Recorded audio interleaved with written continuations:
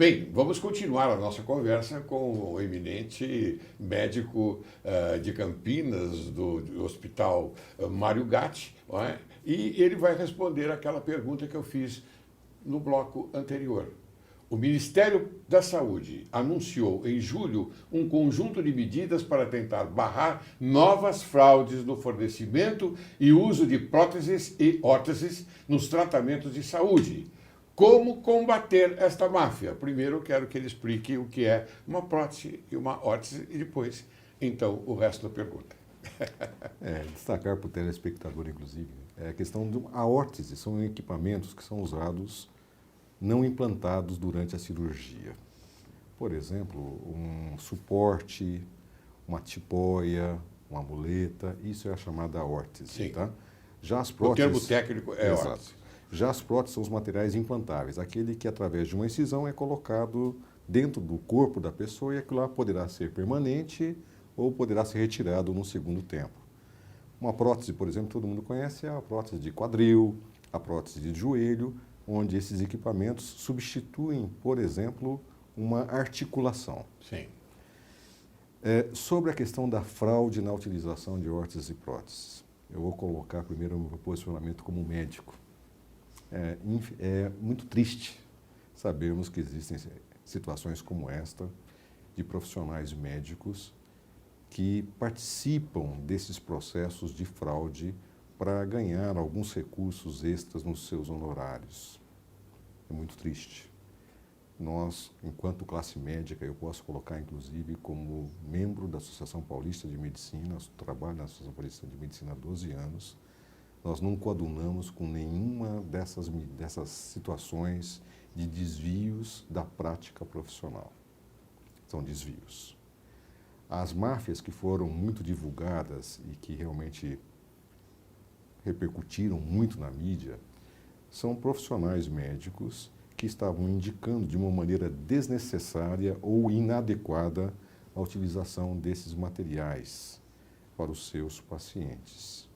Então, as medidas que o Ministério da Saúde, junto com o Conselho Federal, em conjunto com o Conselho Federal de Medicina, em conjunto com o próprio Ministério da Justiça, estão Sim. implementando, exatamente é para coibir esse tipo de desvio.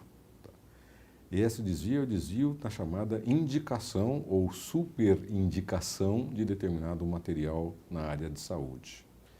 Existe um outro fator que também é grave, que é a distorção no valor de compra ou no valor de venda, Sim. que também é muito grave, porque naquela mesma situação, doutor Laércio, que nós comentamos, são recursos públicos que nós pagamos enquanto munícipes, enquanto contribuintes, e que há algum tipo de desvio nos valores que são cobrados por esses fornecedores, por esses fabricantes.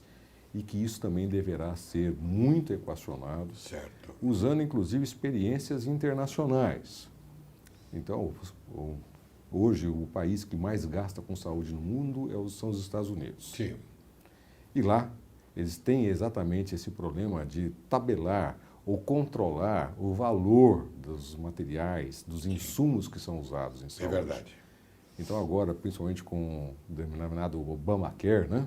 Sim. Então agora eles estão fazendo exatamente esse tipo de controle. E olha que lá são o valor que é implementado na saúde, que é utilizado na saúde, é quase 7 vezes o que nós usamos no Brasil per capita. Então é um valor realmente muito superior ao que nós gastamos e eles estão fazendo todo esse controle.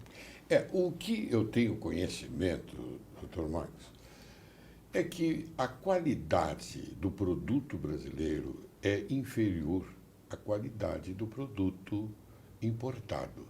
Por exemplo, um aneurisma, que é onde vai se colocar stent, não é isso? Stents. Stents, então.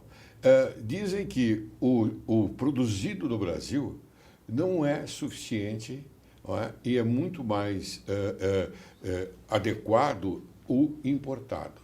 Então, você compra, você vai fazer uma cirurgia desse tipo, do aneurisma, não sei eu, estou citando um exemplo, não é?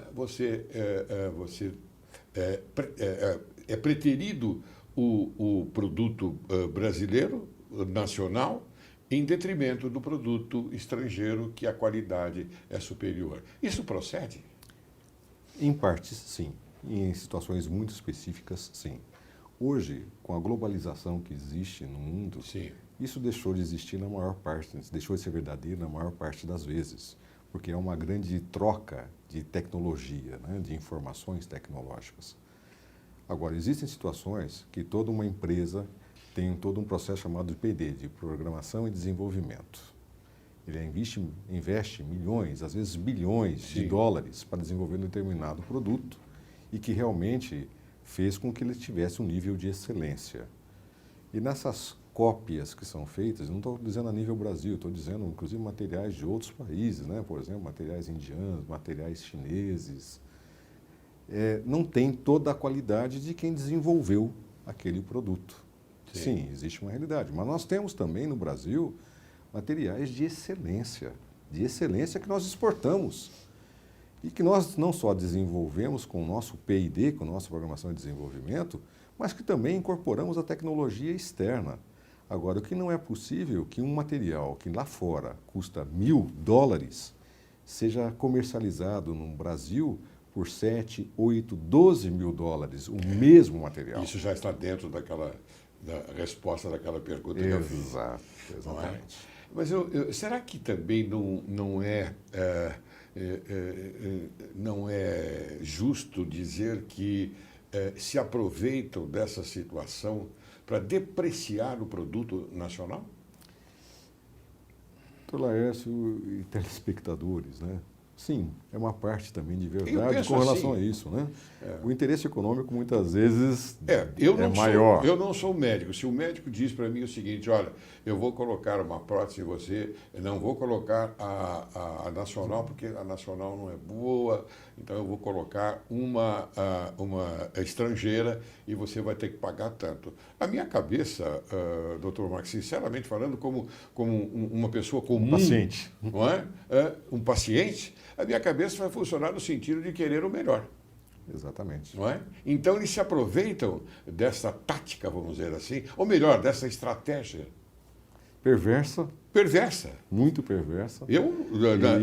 Se o senhor não quer responder, eu respondo pelo senhor. Eu acredito que sim. Sem dúvida nenhuma. A depreciação do produto nacional, ela favorece, não é, esta máfia que se aproveita exatamente desse momento, não é, em que o paciente vulnerável, né? Vulnerável, não é? Eu não sei se eu coloquei bem. Não, perfeito, perfeito, Laércio. Mas essa é a nossa sensação também, né? E principalmente, insisto, que hoje o parque industrial na área de saúde brasileiro está se colocando nos mesmos patamares que o primeiro mundo. A medicina nós aqui no temos Brasil, empresas com desenvolvimento assim excelentes, né? É. E que não justifica realmente essa depreciação que é dado por ser um produto nacional. Infelizmente, o fator que move a maior parte das vezes não é o bem-estar do paciente.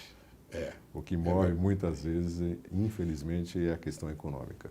A questão econômica e também a não necessidade de intervir, não é, num fato, não é, em que o paciente pensa que está sendo tratado de acordo com a realidade e não em detrimento também do interesse financeiro daquele de alguns. Não, são péssimos. Eu acho que nós temos que valorizar o produto nacional. Eu acho isso. Diante da sua colocação magnífica. Eu acho que foi magnífica a sua colocação. É? Mas é uma verdade. É uma realidade. Caro telespectador, você me conhece, você sabe que eu falo aquilo que penso, não é, na realidade dos problemas brasileiros. Não é? Se tiver que falar do político, eu falo do político. Se tiver que falar de alguém do Poder Judiciário, também falo, embora eu seja do Poder Judiciário. Mas eu quero aqui mencionar esta figura, este médico, porque ele veio aqui para falar a verdade. Eu conheço o passado desta figura importante que nós estamos conversando hoje. Doutor Marcos, é verdade, o senhor é um legítimo representante dos médicos do Brasil. Parabéns pela sua postura. Muito não é? obrigado. Porque o senhor colocou, a sua gestão está caminhando, não é, de uma maneira bastante boa, não é, e aquilo que nós queremos. Bem, olha aí, agora vou te fazer uma pergunta. O que o senhor acha do programa Mais Médicos? Olha aí. Como eu disse, uma pergunta leva a outra. Há necessidade de trazer médicos de fora para melhorar a saúde do país? Eu já tenho a minha resposta, mas quero ver a sua. Será que os médicos que nós temos no Brasil não estão capacitados para atender a população? A capacitação, iniciar a resposta pela última questão. A capacitação do profissional médico brasileiro está nos patamares das melhores formações do mundo. Então, o médico brasileiro é muito bem formado. O que nós temos, sim, é uma distribuição totalmente assimétrica da população médica e do número da população que é assistida por médico a nível Brasil. Sim. Por total falta de condições de trabalho para o profissional, que muitas vezes ele vê dificuldade de ir para um local de trabalho onde não vai ter mínimas condições. Então, essa assimetria, ela foi inclusive muito bem consignada em um estudo que foi feito pela Secretaria Estadual de Saúde, falando o que o médico tem interesse, né? Tem interesse em salário, condições de trabalho, formação profissional, reconhecimento profissional. O termo salário, o valor de remuneração, ficou em quarto ou quinto lugar. O médico ele quer ter condições de trabalho, ele quer ter uma capacidade de crescer profissionalmente, de se aperfeiçoar, de dar condições para a sua família sobreviver. Então, a situação dos programas que foi colocado pelo governo federal chamado Mais Médicos, que é trazer médicos de fora para o Brasil, a classe médica não é contrária, em hipótese nenhuma. A classe médica ela é contrária à maneira como foi feito. Trazer esses médicos sem fazer tampouco a sua revalidação. O profissional que está vindo trabalhar no Brasil, ele tem condições de atender a população brasileira? Será que ele teve uma boa... Como nós conhecemos a nossa cultura? Exatamente. Então, houve uma utilização de todo um processo aí politizado, partidarizado, nesse programa Mais Médicos, que existem desvios também na área econômica, nem vou entrar nesse fato, né? Não, porque uma o manipulação. médico é repassado para ele 1/10 do valor que é pago para a instituição que o trouxe, ou o país que o trouxe. O país é Cuba. O país é Cuba. E Cuba, eles aumentam este volume de dinheiro para eles e dão aos coitadinhos dos médicos, perdão, entre aspas, coitadinhos e não pejorativo, tá? Eu faço questão de dizer isso, aqui no Brasil, porque eles não têm culpa. São excelentes médicos também, na minha visão. Mas eles foram mandados para cá por uma estratégia de um volume maior financeiro para o comunismo. O comunismo, me perdoe, é o que eu penso, para o comunismo se alastrar ainda mais aqui nesse país. Lamentavelmente. E o que é mais importante é que a gente tem dúvida. A qualidade da assistência que está sendo prestada por esses profissionais à população. Esses profissionais não passaram por uma revalidação do seu diploma, Claro. que significa que o Conselho Federal de Medicina, a Associação Médica Brasileira, avaliaram se eles estão suficientes, se ele tem a proficiência para exercer uma coisa tão importante que é a prática médica. É uma questão de cultura. Já imaginou trazer um médico hindu aqui para o Brasil? Um médico que, na Índia, os médicos atendem os seus clientes na rua, sem nenhuma asepsia, não é verdade? E sem nenhuma preocupação em manter uma cultura adequada para o exercício da medicina. Não, eu dei apenas um exemplo, não é? Apenas um exemplo, como, por exemplo, dentista. O dentista, ele se utiliza do leito carroçável, não é? Para poder extrair um dente do seu paciente. Quer dizer, já imaginou isso? A situação é difícil, é difícil. E situações acontecem realmente. Muito bem. Dr. Marcos, a discussão sobre o aumento de recursos para a saúde desperta temor na população de ter que arcar com mais um imposto. Quais são as alternativas nesse sentido? É difícil, doutor Hércio, essa situação, mas se os bilhões que nós estamos acompanhando... O senhor acha que essa ideia de saúde e criar mais um imposto vai melhorar a saúde? A carga tributária que o povo brasileiro já paga já é uma das maiores do mundo. Não há necessidade, então. Se nós pensássemos que só os valores que foram desviados de uma grande empresa estatal corresponde aí a uma grande parcela do orçamento do Ministério da Saúde, né? Nós temos que realmente repensar, passar o país a limpo. Claro. Eu vejo que realmente hoje nós temos que avaliar muito bem os nossos dirigentes, né? Nós de votar de uma maneira mais consciente, porque realmente os desvios que aconteceram nas esferas todas aí, em termos da corrupção que assola o nosso país, nós não vemos realmente necessidade se esses recursos forem ou fossem adequada e devidamente empregados onde deveriam estar sendo empregados. Infelizmente, não é uma realidade hoje que nós enfrentamos no nosso Brasil. Quem sabe os nossos filhos, nossos netos, né? É verdade.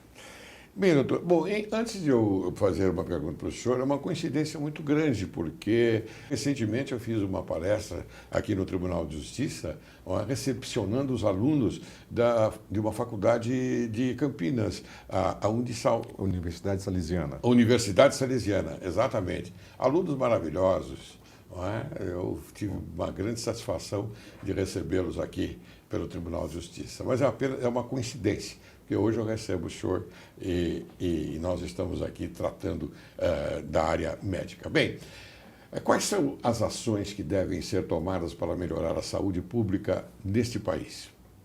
O senhor já falou dela, disse que, pelo menos na sua parte, ela está indo muito bem. Mas eu gostaria que melhorasse mais ainda para aqueles que, afinal de contas, necessitam, porque a classe média alta, ela não vai procurar o SUS, ela vai no hospital particular, não é verdade? E, naturalmente, com o seu plano de saúde.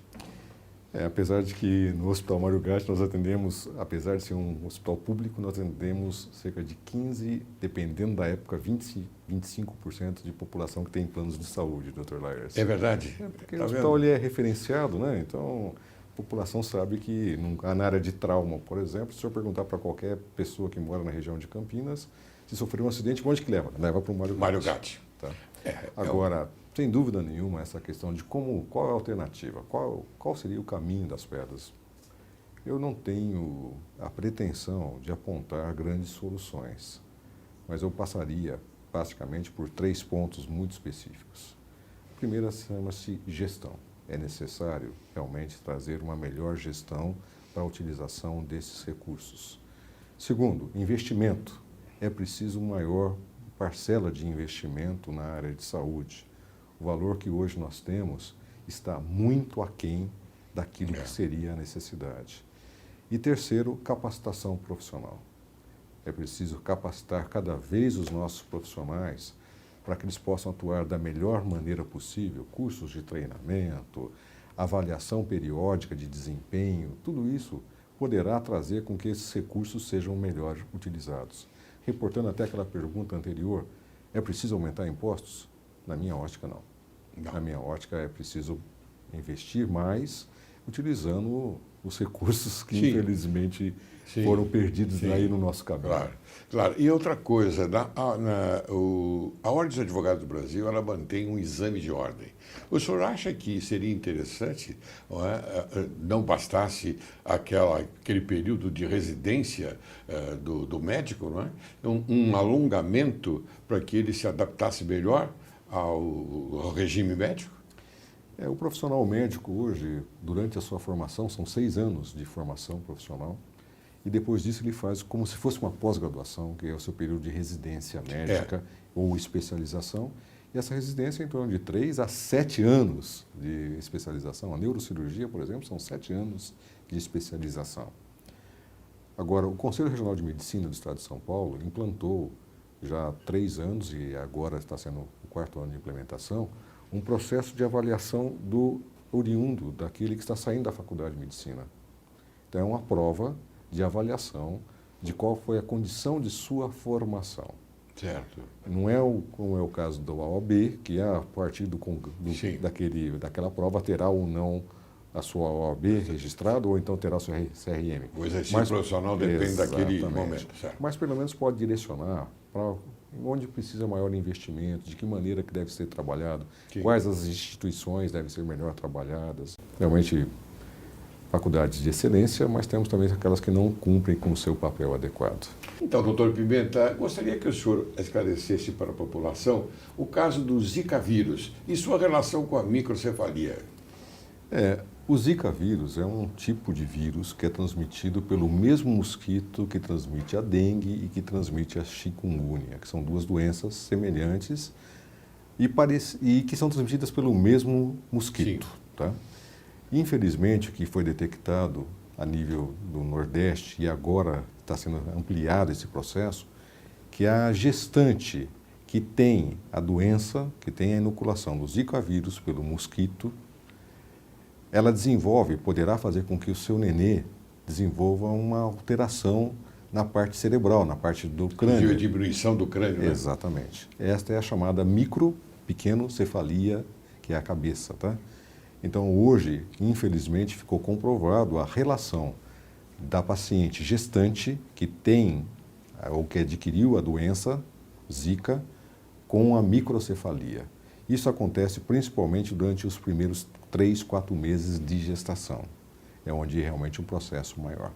E é onde é formado realmente a criança. Será que essa é uma doença que promete o retrocesso da evolução do ser humano na diminuição do crânio? Porque antigamente era assim. Os crânios foram se desenvolvendo na medida dos anos que a natureza, naturalmente pela bênção de Deus, não é, evoluíam, não é, até chegar a uma medida certa, não é, na composição do ser humano. Eu não posso considerar como sendo uma evolução natural do processo, porque na verdade é um processo infeccioso, ou seja, é uma infecção que determina esse tipo de alteração. Então nós temos que combater o mosquito que transmite a dengue, que também transmite a chikungunya, que também transmite o Zika vírus. Muito bem, doutor Marcos. Essa é uma colocação porque eu sou interessado, eu estudo essa parte, não é? da evolução do ser humano, da criação de Deus, não é? Eu acho muito importante. Mas isso fica para uma outra vez. Eu quero agradecer muito a sua presença hoje aqui, não é? E antes de eu me despedir do senhor, não é? Eu pedi as suas considerações finais.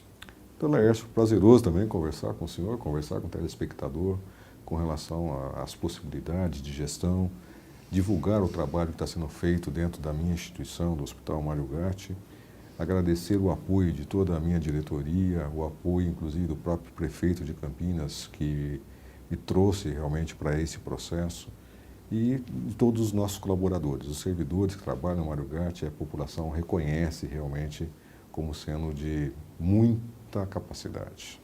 Então, realmente agradeço a todos, agradeço a oportunidade de estar aqui com o senhor. Muito bem, mas coisa boa a gente tem que divulgar. Muito obrigado. Então, o senhor está autorizado a me trazer pessoas assim do seu quilate para apresentar ao povo brasileiro, porque há essa necessidade. A sociedade é carente nesse sentido. A sociedade não conhece as coisas importantes e boas que nós temos no Brasil. Então, nós precisamos divulgar. O senhor é uma pessoa que merece todo o nosso respeito, toda a nossa admiração, não só pela sua cultura em relação à medicina, mas também a sua vivência para o bem. Então, isso que é importante. Portanto, o senhor está autorizado a me trazer pessoas do seu quilate aqui, por favor. Agradeço as palavras e, com certeza, Muito tem bem. em mim o seu amigo também. Eu quero não sei, eu vou apresentar ao senhor, vou dar um mimo ao senhor para recordação. Muito obrigado. É o que Direito, Justiça em Foco entrega ao senhor. Tá bom? Obrigado. Muito bem. Encerro o programa de hoje com as palavras motivadoras de Lao Tzu. A saúde é a maior posse. O contentamento é o maior tesouro. A confiança é o maior amigo. Portanto, quero agradecer a presença do Dr. Marcos Eurípides Pimenta, diretor-presidente do grande Hospital Mário Gatti, que nos trouxe hoje informações preciosíssimas e mostrou as alternativas para tirar a saúde pública brasileira da UTI. Muito obrigado, doutor.